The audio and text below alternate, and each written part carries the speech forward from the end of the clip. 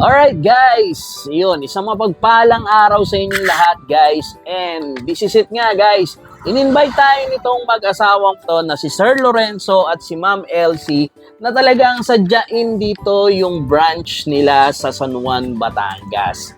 At guys, eto medyo kakaiba tong episode na to dahil mismong paggawa ng Lomi.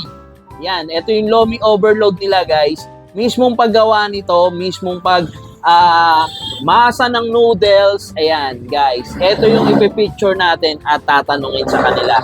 Dito lang yan guys sa Yum Ventures Food Hub, San Juan, Batangas branch guys. Actually na-vlog na natin sila kaya naging matalik na magkaibigan na kami guys. Kaya ito, in-invite kami at mamaya guys, itutour pa tayo ni Sir Lorenzo at ni Ma'am Elsie sa kanilang farm at mamaya abangan nyo yan. Pero start muna natin. Iyon, Sir Lorenzo, magandang araw. Ma'am Elsie, good afternoon sa inyo. Good morning, good morning. Ayun. Good morning din sa Good mga morning, viewers at sa mga followers ni Sir Noe sa Ayun, Weng and Jing TV. Weng and Jing TV. Salamat at napashare ka dito sa amin at napagbigyan mo yung aming invitation sa Oo. Yeah, thank you naman. At yun, medyo pinasilip sa atin kung paano yung paggawa ng Lomi. Paano pa man nag-start to? Talagang kayo is from the scratch ginagawa tong Lomi. Ayan. Opo, nag-start talaga kami nito dahil kami taga Batangas. Oo. Galing kami dito sa Batangas. So, ginawa namin, nag-seminar kami para kami makagawa ng noodles Alright. na para talaga sa Lomi.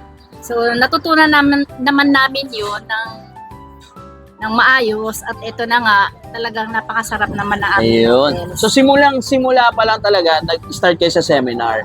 Yes, nag-aaral talaga kami para matutunan namin kung paano talaga yung tamang paggawa. At Oo.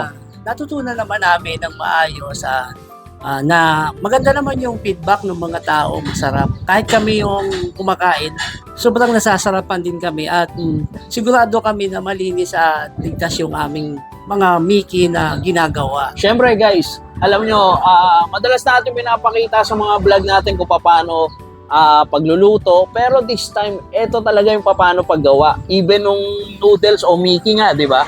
So, eto guys, narinig ko nga Sir Lorenzo na ikaw mismo rin yung nag-fabricate ng ano ba yung machine ba yun? Ano ba tawag doon? Yung dough roller ang tawag doon. Dough roller. Pero yung yan. yung shredder, pinili ko na siya ng Oo. gawa na siya. Meron na siyang Yes, ready. Kumbaga, wala naman akong masyadong kapital, kaya naisipan ko na lang na mag-fabricate kasi Yun. sobrang mahal ng ganong machine. Pero so far, plano ko na rin bumili at i-upgrade ko ng mas maganda, no? Mas efficient kasi marami na rin kaming ginagawa lagi ngayon. Yun. And possible na possible yan guys. Talagang, ayun. And syempre, etong ipipicture natin guys, yung overload Lomi nila. At the same time, syempre meron pa rin dito, pag sinabing Batangas, may Chami Batangas at Gotong Batangas. Ayan. And the same time, Sir Lorenzo, punta naman tayo dito sa binabalak mong for promotion ba yan o challenge? Yes, meron nga pala kaming challenge sa Loming Batangas Overload Challenge. Which is eto yun guys ha. Actual ito yan ha. Yung Ayan, actual na challenge sila Oo. na kailangan maubos nila within 8 minutes. 8 Kapag minutes. naubos nila, maaari silang manalo ng 500 pesos agad-agad. Meron siyang mechanics na pwede nilang pilapan at Pakikwentuhan kami Oo. dyan. Oo. yan, ito, babasahin mabuti kung ano yung waiver. May waiver din kami papipirmahan.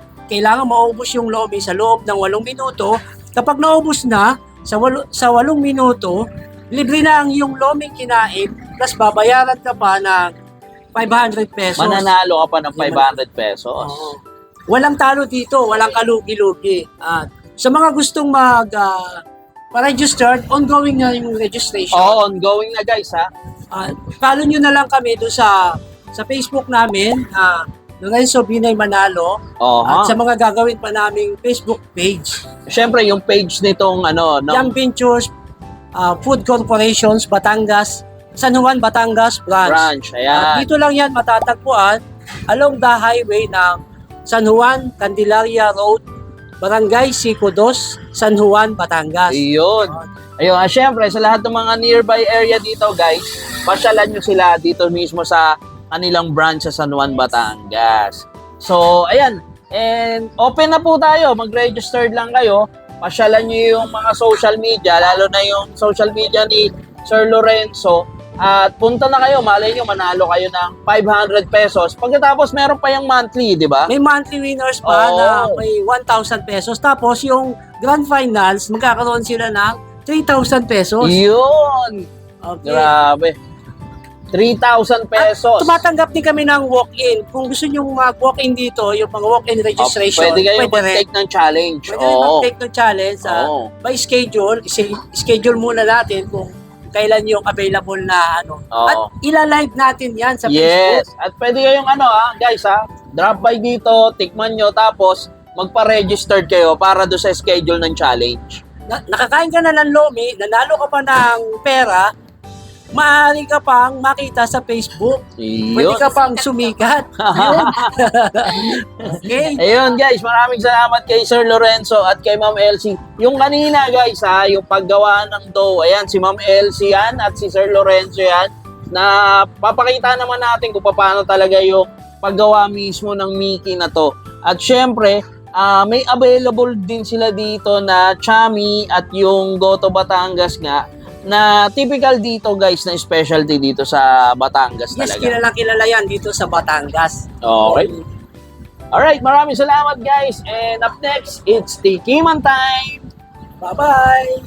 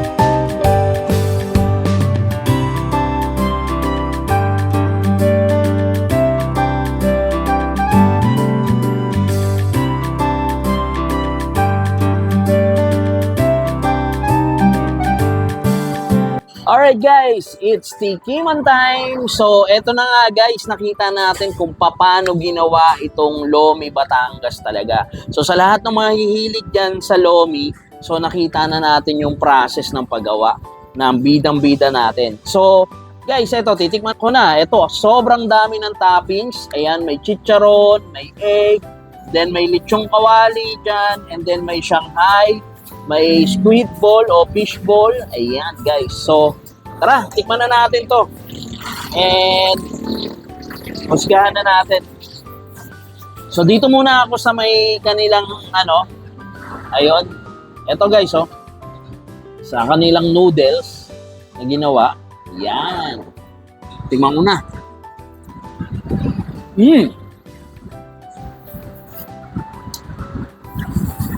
Sobrang fresh na noodles, malalasahan mo talaga. And nakakatuwa, malasang malasa siya. Sobrang galing talaga magluto ni Ma'am Elsie tungkol dito. At the same time, pag ito, sinamahan mo ng toppings na to, for example, samahan natin ng lumpiang Shanghai, nakakainan natin yan.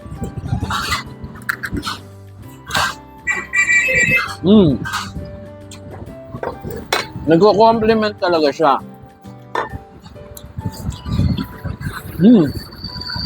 Malasang malasa siya, and eto, tirahin ko na ito with egg. Tapos, samahan ko ng lechong kawali. Eh, ito. And then, ito nga pala guys ha. Ito lagi ang partner ng lomi. Sibuyas, and then calamansi with chili, tapos yung soy sauce. So, ito. Gawan na natin siya. Hindi kumpleto yung lomi nyo dito sa Batangas kung wala ito. So, samahan na natin yan. And then, ayan. Anuin muna natin chili. Yun o, lagyan natin ng sibuyas on the top. Ito, wow. Tapos konting soy sauce. Then, tikman na natin yan. Yun o.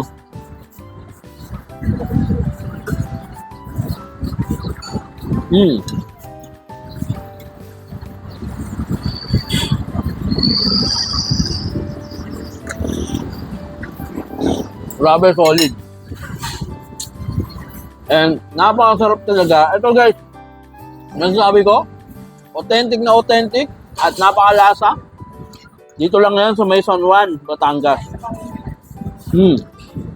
And then, tingnan na natin itong chami nila.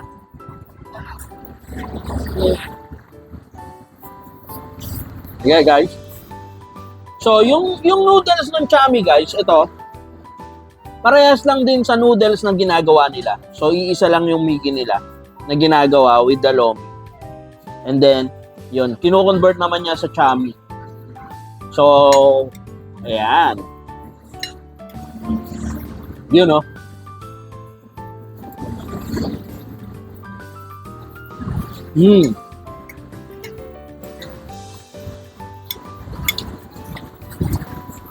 As usual sa chami, may kick talaga siya na anghang dahil nilalagyan nila ng chili to.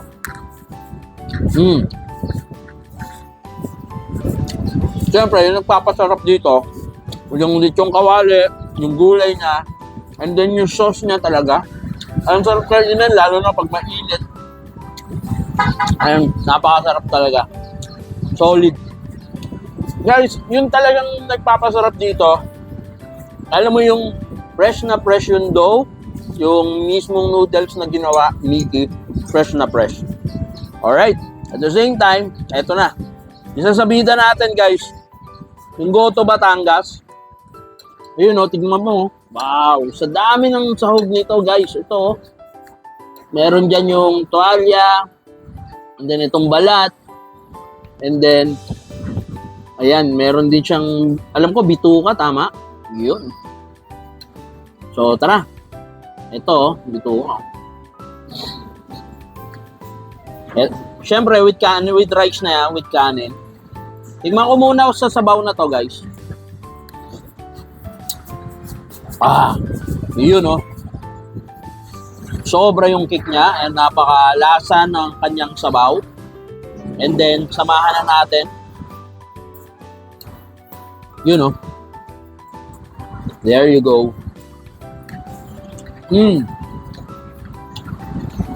Importante dito, sa Goto Batangas na to, yung mismong laman loob na ginamit is talagang malambot na, matanggal, pinakuluan, at yung easy na siyang nguyain. Subukan natin itong balat.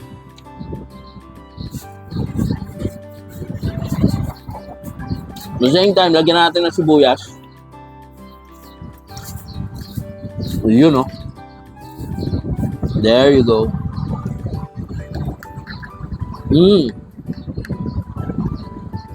Wow, solid. Napakasarap. Kaya sa lahat na nanonood ngayon, guys, lalo na nearby area, dito, pasyalan nyo lang dito sa may San Juan, Batangas, guys. Hanapin nyo lang yung page nila at the same time. Ayun, Lorenzo Binay Manalo yung page. Ayan, kontakin nyo sila for your orders. And then, pasyalan nyo personally at i-take nyo yung challenge na Lomi Batangas Challenge nila, yung overload nila. Alright guys, maraming salamat kay Sir Lorenzo at kay Ma'am Elsie na talagang sa mainit na pagtanggap. And guys, suportahan po natin to. At grabe, solid yung pinakita sa aking ito paggawa ng Lomi. Ayun, that's it for my vlog and bye for now guys!